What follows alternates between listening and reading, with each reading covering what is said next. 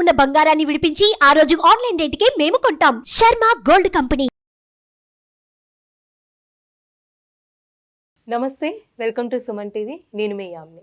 ప్రస్తుతం మనతో ఉన్నారు ప్రముఖ ఆధ్యాత్మికవేత్త, గణపతి దత్త ఉపాసకులు, అమ్మవారి సేవకులు మురళీధర్ శర్మ గారు ఉన్నారు. గురుగారు, మనం గురుగారితో మాట్లాడదాం.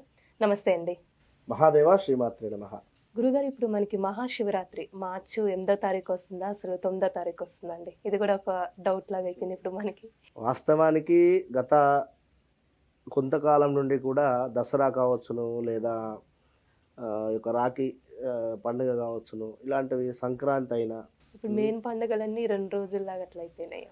ఏ ఫెస్టివల్ అయినా కూడా 2 రోజులు చేయడం జరిగిందా, మరి 2 రోజులు రావడం జరుగుతున్నది. ఇది అయితే తిథి ప్రకారంగా చూసుకోవడం అనేటువంటిది ఇంపార్టెంట్. వాస్తవానికి కూడా కొందరు సూర్య సంబంధిత పంచాంగాన్ని ఫాలో అయితే, మరికొందరు చంద్ర సంబంధిత సిద్ధాంతాన్ని ఫాలో అవుతూ ఉంటారు పంచాంగానికి సంబంధించి.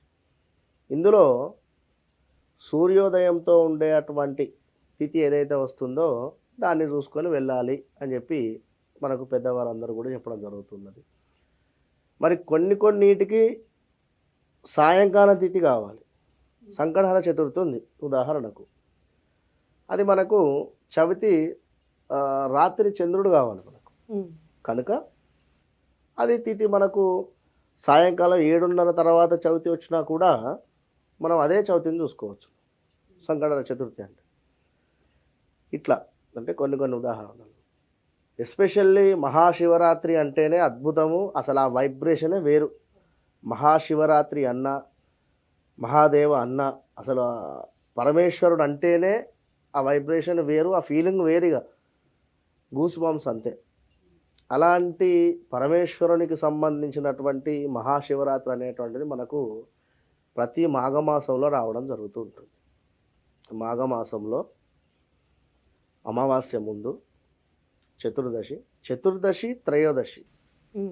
త్రయోదశి అదేవిధంగా చతుర్దశి కూడుకున్నటువంటిది మనకు చూసుకోవాలి. మరి ఎందుకు అంటే, ఎప్పుడైనా కూడా నెలలో మాస శివరాత్రి అనేటువంటిది మనకు విశేషం. ఇది ఎప్పుడు జనరల్గా చతుర్దశి ముందు ఉండేటువంటి త్రయోదశి, దానినే మాస శివరాత్రిగా భావన చేసుకుంటారు. ఆ రోజు అందరూ కూడా ఈశ్వర ఆరాధన కానీ, సహస్రలింగార్చన కానీ, జ్యోతిర్లింగార్చనలు కానీ చేసుకుంటూ ఉంటారు. మాఘమాసంకి వచ్చేసరికి ఏమిటి, మహాశివరాత్రి వస్తుంది.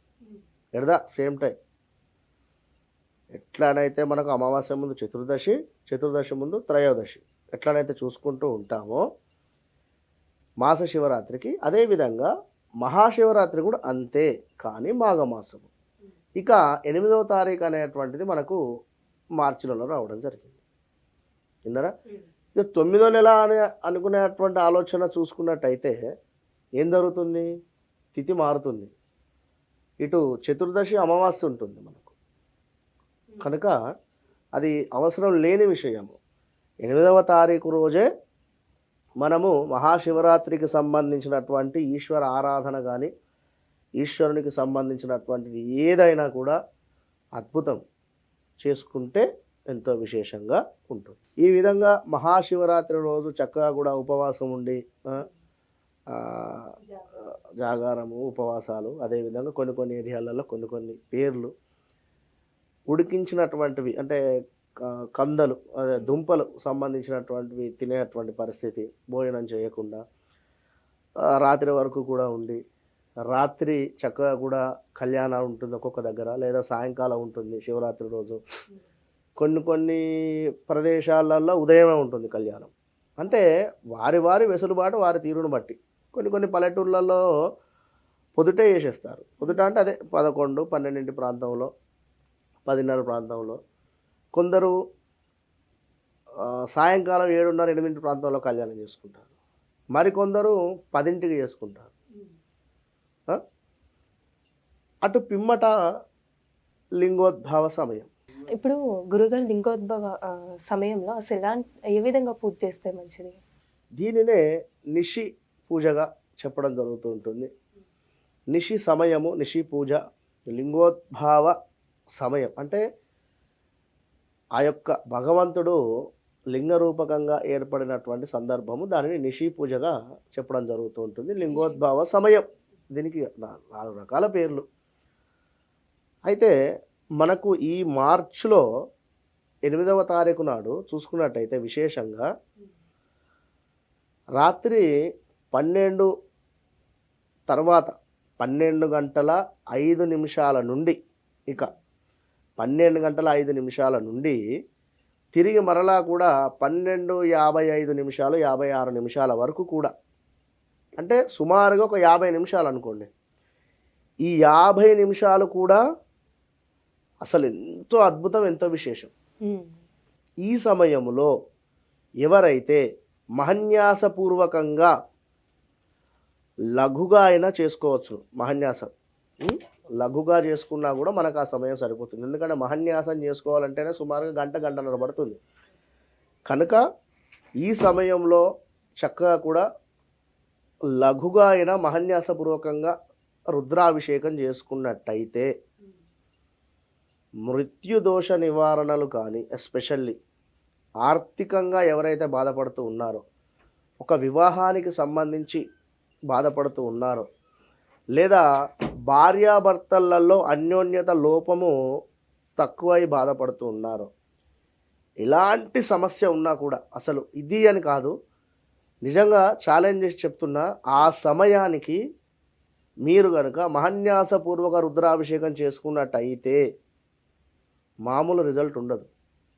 ఇక రిజల్ట్ను మించి అద్భుతం ఉంటుంది ఆ టైంలో. ఎందుకంటే ఉంది 50 నిమిషాల సమయము. ఈ సమయంలో కుదిరితే డ్రై ఫ్రూట్స్తో అయినా చక్కగా కూడా, డ్రై ఫ్రూట్స్తో అదేవిధంగా పంచామృతాలతో చక్కగా కూడా పసుపు కుంకుమ మిక్స్ చేసి, నేను చేసినటువంటి అభిషేకం ఫోటోలు నేను మీకు చూస్తూ ఉంటారు, పంపిస్తాను. ఇవి ఈ రకంగా ఎవరైతే చేసుకుంటారో, అంటే ఇక్కడ ఒకటే, నేను ప్రతిరోజు ఎవరినో బాధ పెడుతున్నాను, లేదా నేను అధర్మంగా ఉంటున్నాను, ఇంకేదైనా పనులు చేసే అటువంటి వారికి ఏ పూజలు పనికిరావు వాస్తవానికి. ఎస్పెషల్లీ ప్యూర్ హార్ట్, మీరెవరిని బాధ పెట్టకుండా కూడా, మీరెవరినైతే ఇబ్బంది పెట్టకుండా మంచి మనసుతో ఉంటారో అప్పుడు ఆ భగవంతుడు మిమ్మల్ని మెచ్చుకుంటాడు. అది ఒక్కటి గుర్తుంచుకోండి. ఈ 365 రోజులు ఏదైతే ఉందో, ప్రతిరోజు కూడా మనము మైనస్ వాతావరణంలో వండుకుంటూ ఈ ఒక్కరోజే నేను ఉంటా అన్నా కూడా తప్పు అవుతుంది. అది కనుక మన అంతరాత్మ అనేటువంటిది ఒకటి ఉంటుంది, అది చెప్తూ ఉంటుంది మనం ధర్మంగా ఉంటున్నామా లేవా అనేటువంటి.